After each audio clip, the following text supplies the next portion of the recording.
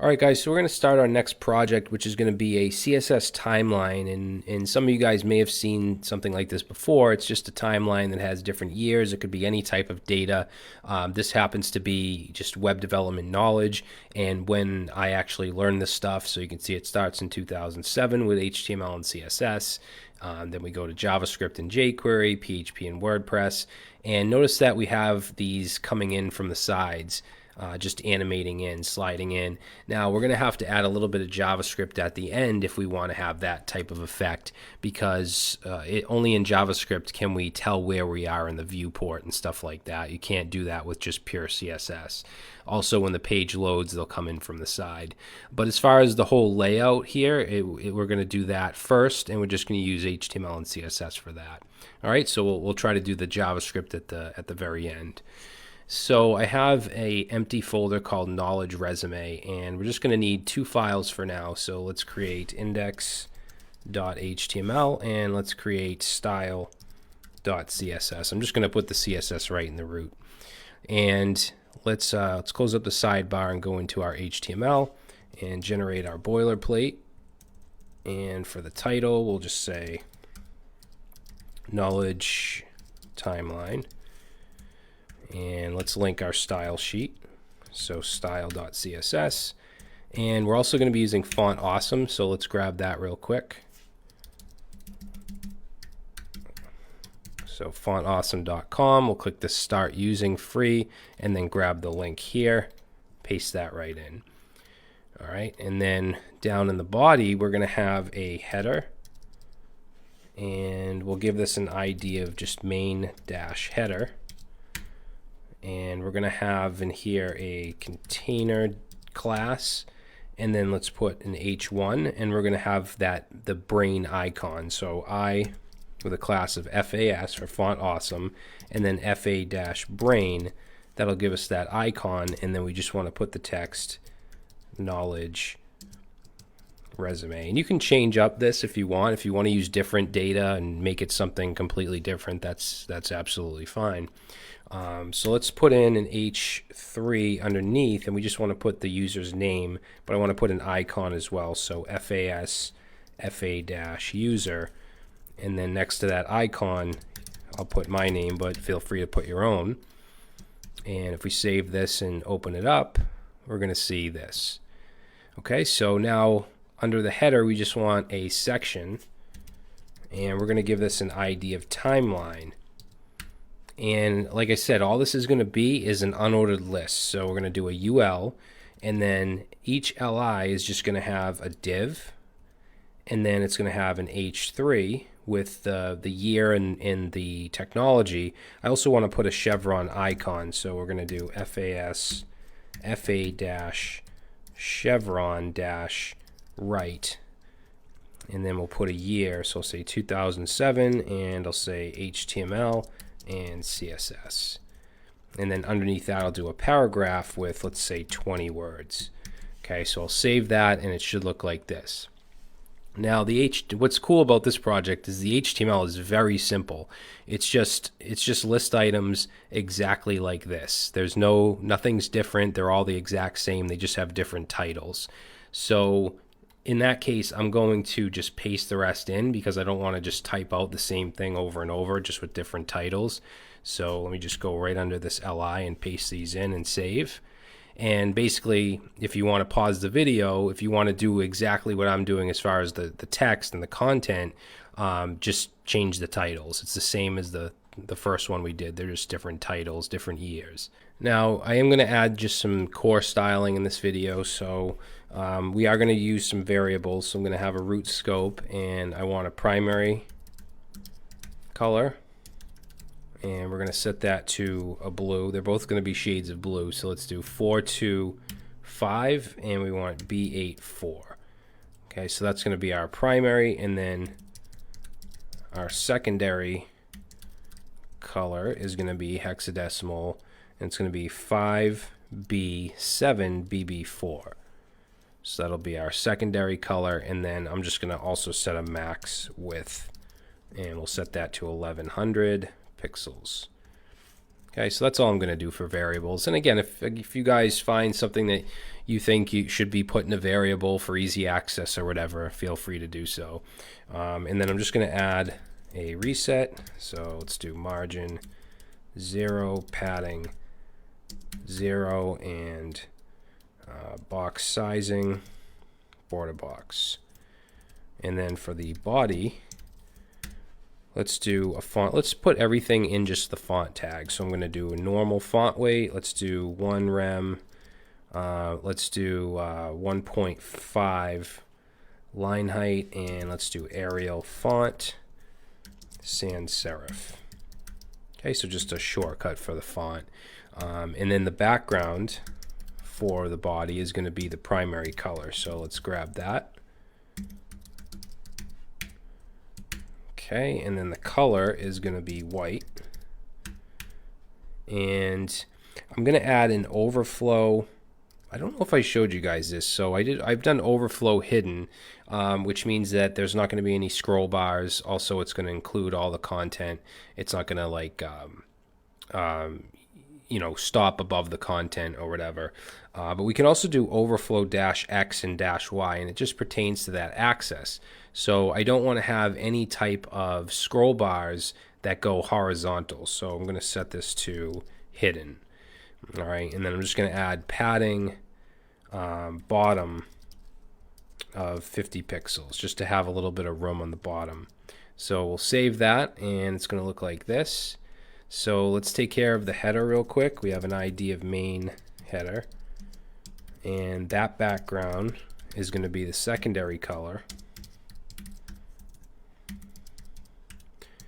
And let's add padding. So we'll say top and bottom 4 rem. And if we save that, okay, good. Now it has a container as well. So let's say container. Let's do a max width, and we created a variable for that. So max width is going to be the width of the UI, and then or the header, and then margin. We want to do 0 top and bottom and auto left and right, push it to the middle, and let's do text align center and save that. Good. And the H1 I want to be a little bigger, so let's say H1s let's do font size, we'll do 2.3 rems. And that's pretty much it. Everything else that we're going to do is going to have to do with the timeline. So we're going to stop the video here, and we'll continue with the timeline CSS in the next one. All right, guys, so now we're going to get to the fun part, which is the timeline. So let's go to our style.css, and let's start off with the timeline UL. So we'll say timeline UL, and it's not much. We just want to add the background. Say background, which is going to be the primary color. Okay, so we'll save that, and we see no difference there, but I just want to add that. And then padding, we're going to do 50 pixels top and bottom, 0 left and right, so we just move that down a little bit. Now for the list items, let's do timeline UL li, and we want to set the list style to none. So make sure there's no bullet points, and then we want to position this relative. Okay, and the reason for that is we're going to position some of the stuff inside of it absolute, so we want to make sure this is relative. And then we're going to set the width to 6 pixels, and we're going to, and you'll see why in a little bit, but we're going to set the margin 0 auto, so that pushes it into the middle, and then we're going to say give it some padding top of, let's do 50 pixels, so for each list item. And then the background, we're going to do white. Okay, so what we've done here is we've created our line, as you can see, which is has a width of 6 pixels. Now the boxes that are going to be coming off the sides are actually going to be the divs, Okay, so if you look in our HTML, inside the li we have the divs. So those are going to be the boxes. So that's why I put 6 pixels for the li itself, because it's basically just the line. So let's go down here. Let's say boxes. Actually, right here, you know what we'll do is we'll say create line. And let's see, we're going to take timeline, ul li div, and let's say position relative, and from the bottom we're going to say 0. Okay, so we're going to start from 0 from the bottom, and then we're going to set the width of the initial width of the boxes to 400 pixels. Okay, so now we have each div is 400 pixels wide, and we need some padding. So padding, we'll say 1 rem, gives it some padding. We also want a background. So we'll do background, and let's use our secondary color. So we'll say var, and let's say dash dash secondary color, and save, and now we start to see our boxes forming. Now I want to add a transition on this, because ultimately if we add our JavaScript we'll have some animation. So we're going to add transition all, and let's say 0.5 seconds, and let's do ease in out. Okay, so that's all divs. Now the way I want to do this is the right side, because remember we're going to have them on the right and the left. The right side is going to be the odd, and the left side will be the even. Okay, now remember we have the nth child selector, and we can choose odd and even. So let's go down here and let's say right side. So we're going to take the timeline ul li, and we want to choose the nth dash child, and let's take all the odd, and we want the div. Okay, we want to make sure we're targeting the divs. The divs is where the box with the padding 400 pixels wide, that's the div, not the li. And then in here we're going to say from the left we want this to be 40 pixels. Okay, and we'll save, and notice that all the odds now are 40 pixels from the left. Okay, so for the left side we'll go ahead and just copy this, and let's say left side we're going to choose the evens, and we're going to say from the left we want to go, now remember what we're saying is from the middle here, which is the left, we want to go this way, so we're going to do negative 434 pixels and save, and that's going to bring it to the other side. Now I want to have the little dots here for each item in the timeline. So let's go down here and let's say dots, and the dots, it's going to be timeline ul li, and we're going to say after. Okay, so we're going to use the after pseudo selector. Let's say content nothing, and position absolute. So remember we created this line here with the li, so we're just saying after that we want to position this absolute. We want to say from the left 50%, and we're going to set from the bottom 0, and let's set the width. So the width of the dot, I'm going to say 25 pixels, height also 25 pixels. Now if I save that, we're not going to see it yet because there's no background. It's basically just invisible. So let's say background, and I'm just going to inherit. So it should be well, actually what I want to do is I want it to be white to begin with, but once they're brought in, when we use the JavaScript, I then want it to be filled with blue. But for now, I'm sorry, not blue, but the primary color. But for now, let's just use the primary color. So we'll say dash dash primary color, and if we save, you can see. We want secondary. I'm sorry, you can't see it. So let's say secondary color. All right. Now I want to move it over, and I also want to make it into a circle.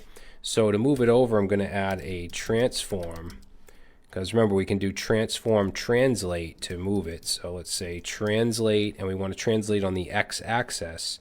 So we're going to use translate x, and we want to bring it over negative however much to the left we put it. So we put it 50% to the left, so we want to say negative 50% and save, and that will bring it right smack dab in the middle. And then let's make it into a circle by just simply doing border radius 50% and save. There we go. Okay, so now we have our dots. Let's see. So the next thing, actually, yeah, that's good. So let's add a transition, because like I said, when we add the JavaScript, I want it to be white at first and then transition to blue when a certain class is added. That's basically what the JavaScript is going to do. It's going to add a certain class that will do certain things like position these, so slide them in, and also change the color of this. But for it to do it smoothly, we need to add a transition. So let's transition the background 0.5 seconds and ease in out. Okay. So let's see. The next thing I want to work on is the arrows, because we want little arrows pointing to the dot. And the way that we can do that is manipulating the border. Okay. So let's go. Yeah, we'll go right down here. Now the arrows are gonna be on the div before. So we're gonna say timeline div before, and we'll have some styles that will pertain to just the left and just the right, because obviously the arrows will be facing a different way depending on if it's on the left or right box.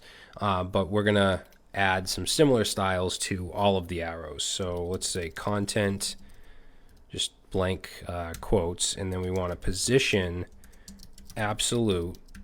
Okay, so it's going to be positioned absolute within the div, and we're going to say, let's go from the bottom 5 pixels up. Okay, because we don't want it to be right at the bottom, we want it to be like up 5 pixels. And then we're going to set the width to 0 and the height to 0, because the arrows are going to come from the border. Okay, it's going to be just from the border width. And then let's set border style to solid. Okay, now the reason I'm just doing border style here is because whether it's on the left or the right, the style is going to be solid. However, the width and the color are going to have different properties depending on if it's on the left or the right. So let's go down here. Actually, I'll put a comment here and I'll say arrows. We'll say arrows base.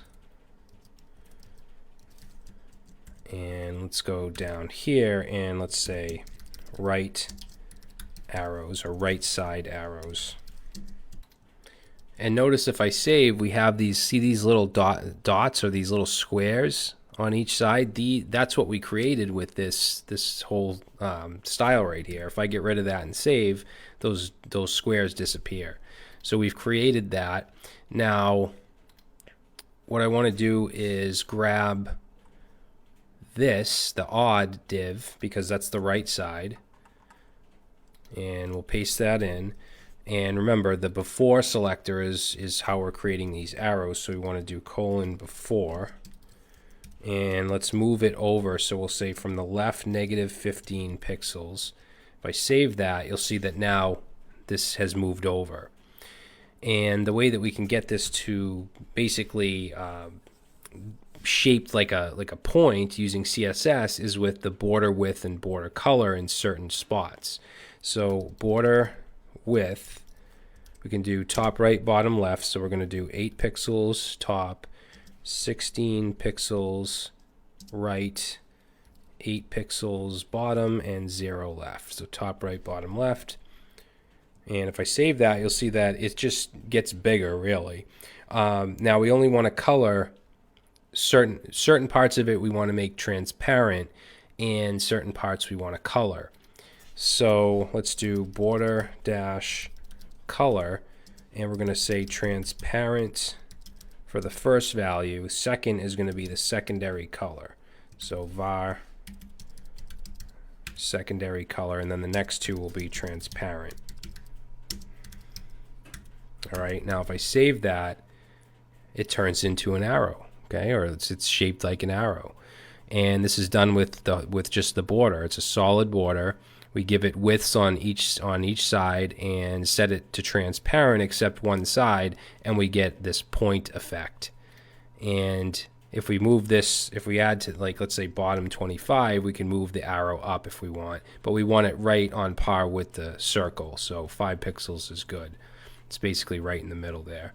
And for the other side, for this over here, let's just copy this, paste that in, and say left side arrows, change this to even because that's the left, and we're going to set the position to be from the right 15 pixels. And then we need to change this stuff up, because if I save this, you'll see that it's pointing the wrong way. So we want to change the width to be 8 pixels top, 0, 8 pixels, and then 16 at the end. All right, so if I save that, we can't even see it because we need to change the color pattern up. Basically, we want transparent for the first 3 and then have the secondary color as the last value, like that. And save, and there we go. So now we have our arrows. Okay, so it's kind of cool that you can do this kind of stuff with CSS, and it's a little difficult to understand, but you know, you'll get the hang of it as you create stuff like this more and more. So, and this is kind of advanced. This is pretty advanced CSS. So we have our points. This looks pretty good. I think what we need to do next is make it responsive, because if I make this smaller, you'll see it's basically just stuck in that width no matter what I do. So in the next video, we're going to add some media queries, and we're just going to change a couple things up depending on the screen size. All right, guys, in the last video, we went ahead and dealt with the boxes. We created these boxes with these arrows, but this is not, this is not responsive. You can see that it's just the same no matter what the screen size is. So I want to add a couple media queries. So in the CSS file, let's go down here and let's say media, and this is going to be a max width of 900 pixels. So basically when it's less 900 pixels or less, I want the width of the boxes to change from 400 to 250 pixels wide. So we're going to say timeline ULLI div, and let's set the width to 250 pixels, which were originally 400. So now when I hit 900, which is right here, they change. Now we have an issue with the left side where it's too far out, so we can fix that really easily by just taking the let's see, li, we want to do nth child, and we want to grab the even, which is the left side, and grab that div and then just move it over. So we'll say from the left we want to do negative 284 pixels and save, and that brings it over. All right, now when you're creating this stuff from scratch, you're going to be experimenting a lot. You're not going to know these values right away, so you're going to be experimenting when it comes to like the border and making these arrows. It took me a while to figure out exactly what values to use. Okay, so just keep that in mind. It's not always going to go as smooth as you see in courses and tutorials. All right, now that is if it's under 900. Now if we get to like right here, it doesn't look good. And what I want to do is move them all to the right side, and I want this line, basically the list item, to be on the side here. Okay, so let's add another media query, and let's say max width, let's do 600 pixels. So basically smartphones, and we're going to take the timeline ULLI, and this is set to margin auto on the left and right. If we go up here and we look at the LI, we have auto for left and right, but I don't want it in the middle anymore. I want it on the side. So I'm just going to simply set the margin left to 20 pixels and save, and that does nothing. That's because I'm not 600 yet. So if we go, there we go. So at 600, you can see that the line gets pushed over to the left, and it's margin left 20. We don't want to do 0 because it'll be right up against the edge. So margin left 20. And if you're confused of why that happened, again, it's because we had margin auto, which puts it in the middle. Now we changed margin left to 20 pixels, which makes it no longer margin auto. Okay, so let's move on to the width of the boxes. And I know that you can't see the other side, the left side boxes. We're going to fix that. But I want the width to actually be a calculation, meaning I want it to be dynamic. So let's say timeline UL LI div, and let's set the width. Instead of using just a fixed number, I'm going to use the CSS calc function here, and we can say we want to take 100 viewport widths, so that basically the whole viewport width, regardless of how big the browser is sized or the device is sized, and we just want to take away 90 pixels from it. And let's save. Okay, so now you can see that these, just ignore this for now, but these ones perfectly fit in there, and if I make this smaller, they adjust. Okay, so we're just taking the viewport width, meaning the whole thing, and we're taking away 90 pixels. Because if we were to do just 100 viewport width and save, you'll see that it actually goes off the page like that. That doesn't look right. So we're just taking 90 pixels away. Now we want to move these boxes over to the right. We want these all in line. So to do that, let's take timeline UL LI. We want to grab the ones on the left. So whoops, we want to do LI nth child, and we want the even divs, and I'm going to say from the left 40 pixels and save. Now we're just about there, but the arrows on the ones that were on the left, the arrows are still facing on the right side, so we simply need to move them to this side, which we can copy this whole thing right here, the right side arrows, because these are pointing this way, and paste that in here and just change this to even. And save, and now they're all facing that way. All right, so now it's completely responsive. Hit 900 pixels, they get smaller, gets 600 pixels, and they adapt. They all go to the right side. All right, so that's it. In the next video, I'm going to show you how we can implement a little bit of JavaScript to have a little bit of animation on the scroll. All right, so we've completed our initial HTML and CSS, but I want to just add a little bit of JavaScript here to make this dynamic. Okay, so we're going to add some lines of JavaScript in a JS file, and then we're going to edit the CSS a little bit because we need to kind of change how this works. Basically, what we need to do is check to see, as we scroll down, we need to fire off an event that's going to check to see if a certain list item, certain box here is actually in the viewport. Okay, so right now the Python one is not in the viewport, but when I scroll down and it starts to enter, it is. Now when it hits that point, we want this to basically just come in, fade in from the right or from the left on this side. And the way that we're going to do that is with JavaScript, we're going to dynamically add a class called show, which will add a transform to bring it in. Okay, we're going to initially hide these things at first, and then the show class will allow them to basically animate in. So let's create a new file called main.js. It's a JavaScript file, and I'm going to paste this code in. And again, this is not a JavaScript course, so I'm not going to explain every single line here. But basically what's going on is we're grabbing onto all the timeline list items. So basically each of these, and we're putting it in a variable called items. And then down here we have a function called run, which is looping through those items. So it's going through each one and it's checking to see if it's in the viewport. That's what this function does right here. And if it is in the viewport, it's going to add the class of show. All right, so that's exactly what this does. It loops through all of these list items, checks to see if it's in the viewport. If it is, it adds the class of show.